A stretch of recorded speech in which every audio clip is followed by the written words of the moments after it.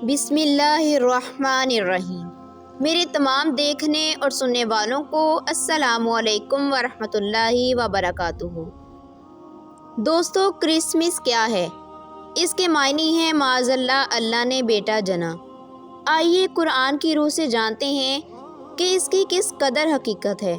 کیا خدا کا کوئی معاذ اللہ بیٹا ہے؟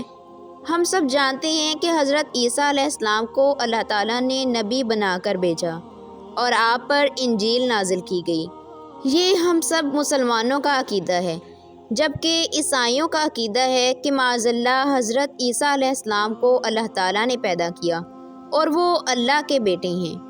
آئیے اس واقعے کو تفصیلی سمجھنے کے لیے قرآن حکیم فرقان مجید کا تفصیلی جائزہ کرتے ہیں، اور اس سے پہلے حضرت عیسیٰ علیہ السلام کے شجرے کے بارے میں جانتے ہیں کہ آپ کی والدہ کون ہیں، کیونکہ آپ کی والدہ کا ذکر بھی قرآن پاک میں آیا ہے۔ آپ کی والدہ کا نام حضرت مریم علیہ السلام تھا۔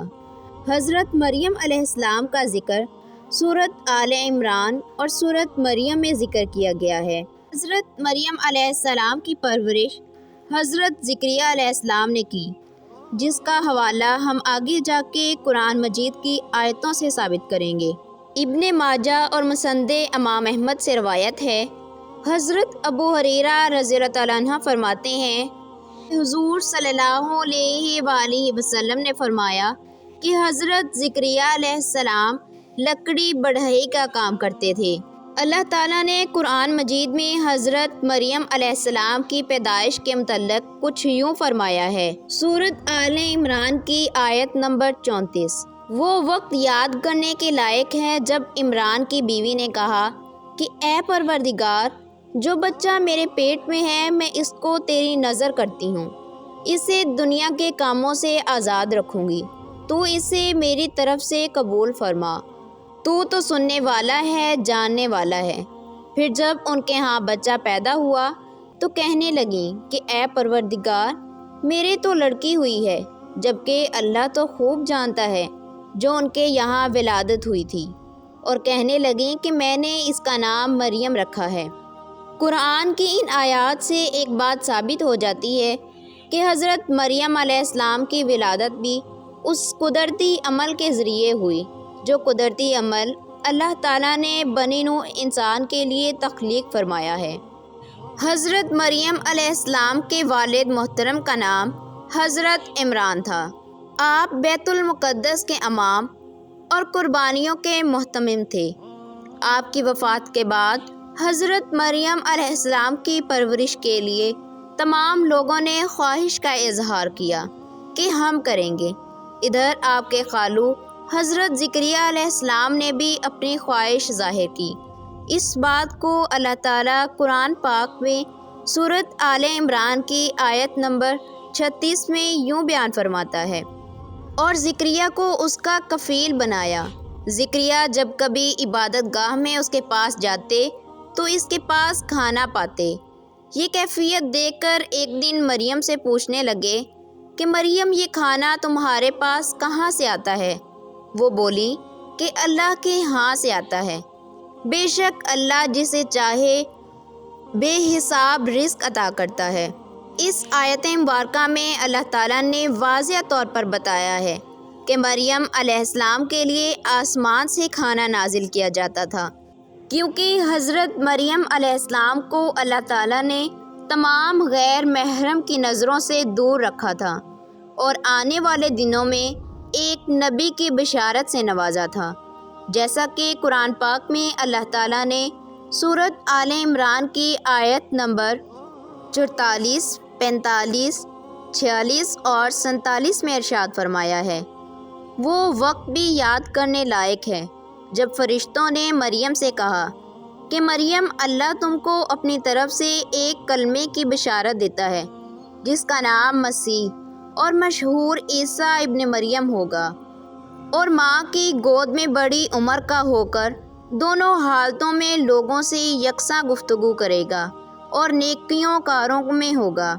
حضرت مریم نے کہا کہ پروردگار، میرے ہاں بچہ کیوں کر ہوگا کہ کسی انسان نے مجھے ہاتھ تک تو نہیں لگایا۔ فرمایا کہ اللہ اسی طرح جو چاہتا ہے پیدا کرتا ہے۔ جب وہ کوئی کام کرنا چاہتا ہے تو ارشاد فرماتا ہے ہو جا، تو وہ ہو جاتا ہے، اور وہ اسے کتاب و حکمت اور تورات اور انجیل کا علم عطا کرے گا، اور عیسیٰ بنی اسرائیل کی طرف پیغمبر ہو کر جائیں گے۔ ان آیت مبارکہ سے صاف واضح ہو جاتا ہے کہ اللہ تعالیٰ نے حضرت مریم علیہ السلام کو پہلے ہی بشارت دے دی تھی کہ وہ حضرت عیسیٰ علیہ السلام کو بنا باپ کے حضرت مریم کے رحم سے پیدا فرمائے گا، اور وہ جس طرح سے چاہتا ہے اپنی قدرت الہی سے کام لیتا ہے، اور یہی خدا ہونے کی سب سے بڑی دلیل ہے کہ وہ اپنی قدرت سے ایسے کام سر انجام فرماتا ہے جو انسانی عقل سے بالاتر ہوتے ہیں۔ وہ جو کام کرنا چاہتا ہے فقط ارشاد فرماتا ہے ہو جا، تو وہ کام بلا تاخیر کے فوراً ہو جاتا ہے۔ جی ہاں، یہی اللہ ہے، سبحان اللہ۔ پھر جو معجزات اللہ تعالیٰ نے حضرت عیسیٰ علیہ السلام کو عطا کیے گئے، ان کا قرآن پاک میں سورہ آل عمران میں آیت نمبر 48 میں کچھ یوں ذکر کیا گیا ہے، میں تمہارے پاس تمہارے پروردگار کی طرف سے نشانی لے کر آیا ہوں، وہ یہ کہ تمہارے سامنے مٹی سے پرندے کی صورت بناتا ہوں، پھر اس میں پھونک مارتا ہوں تو وہ اللہ کے حکم سے سچ مچ کا پرندہ ہو جاتا ہے، اور پیدائشی اندھے اور ابراس کو تندرست کر دیتا ہوں۔ ان آیات سے ہمیں واضح ہو جاتا ہے کہ حضرت عیسیٰ علیہ السلام نے خود کہہ رہے ہیں کہ میں اللہ تعالیٰ کی طرف سے نشانیاں لے کر آیا ہوں۔ انہوں نے کہیں بھی نہیں کہا کہ معاذ اللہ میں اللہ کا بیٹا ہوں، اور اس بات کی گواہی اللہ تعالیٰ نے سورۃ آل عمران کی آیت نمبر 58 میں فرمائی ہے۔ عیسیٰ کا حال اللہ کے نزدیک آدم کا سا ہے کہ اس نے پہلے مٹی سے ان کو بنایا، پھر فرمایا کہ باشعور ہو جا، تو وہ ویسے ہی ہو گئے۔ یہ بات تمہارے پروردگار کی طرف سے حق ہے، تو تم ہرگز شک کرنے والوں میں سے نہ ہونا۔ اس آیت مبارکہ سے پتہ چلتا ہے کہ اللہ نے نہایت آسان الفاظ میں بتا دیا ہے کہ جس طرح اللہ سبحانہ تعالیٰ نے حضرت آدم علیہ السلام کو چکنی مٹی سے پیدا کیا، اسی طرح حضرت عیسیٰ علیہ السلام کو پیدا فرمایا۔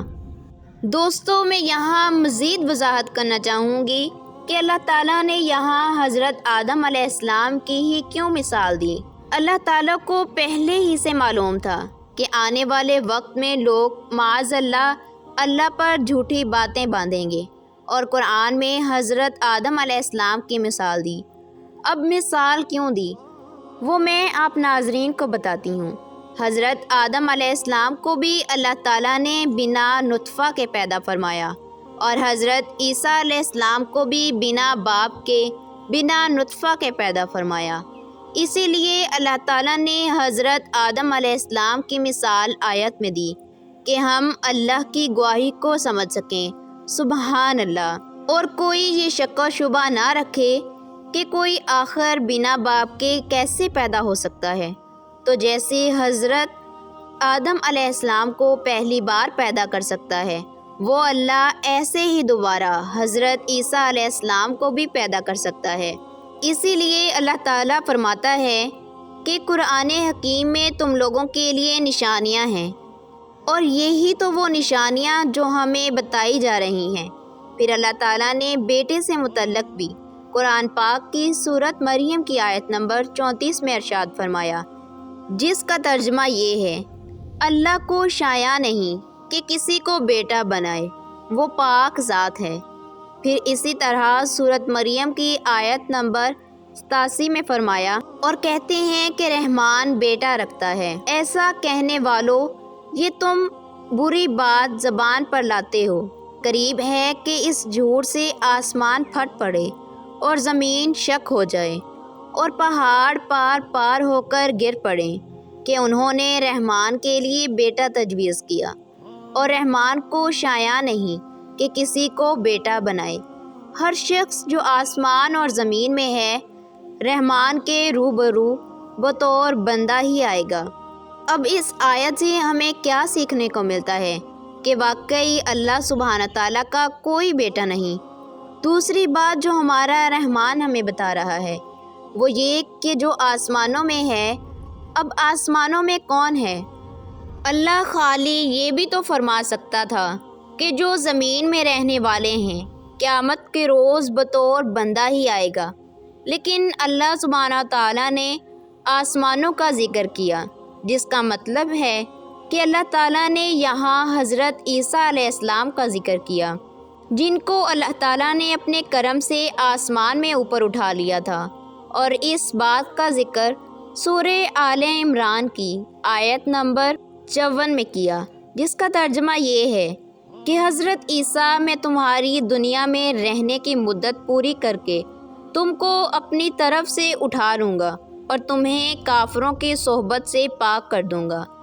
اب ہمیں قرآن سے صاف صاف واضح ہو گیا ہے کہ اللہ تعالیٰ وحدہ لا شریک ہے، اس کا کوئی ہمسفر نہیں اور اس کا کوئی بیٹا نہیں، نہ ہی اس کو کسی نے جنا، اور اللہ تعالیٰ نے حضرت عیسیٰ علیہ السلام کو آسمان میں اپنے کرم سے اٹھا لیا تھا، اور بروز قیامت اللہ کے حکم سے واپس زمین پر آئیں گے اور دجال کا قتل کر کے دجال کے فتنے سے مسلمانوں کو بچائیں گے۔